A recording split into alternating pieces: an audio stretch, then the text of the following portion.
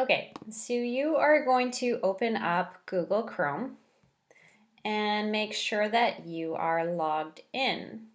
So if you look at the top of your browsing bar, you should see a little icon to make sure that you're logged in. If you're not logged in, then you do need to sign in. Okay, then we need to go to our extensions. There are two ways you can do this.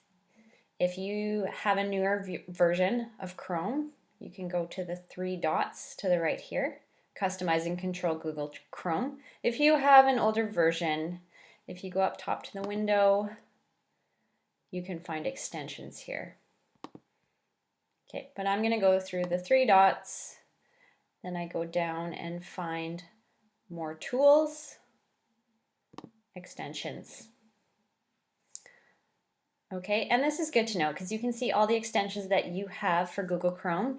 You can see the details, remove them, or just toggle them on and off as you need them. So I currently don't have read and write, so I am going to go into this 3-bar extensions up at the top, the main menu. And then if you look down, it'll say Open Chrome Web Store. Just going to open it up there.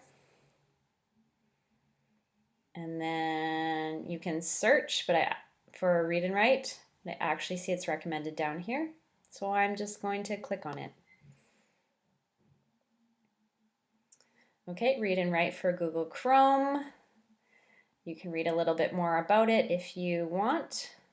I'm going to add to Chrome. And add extension.